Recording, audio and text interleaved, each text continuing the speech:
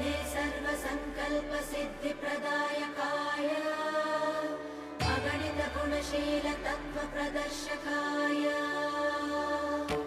मध्वमता सिद्धान्तप्रवर्धनाय परमगुरु श्रीगुरुराघवेन्द्राय नमः।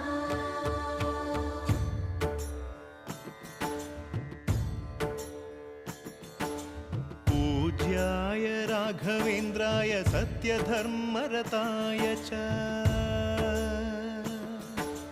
भजतां कल्पवृक्षाय नमतां कामधेनवे।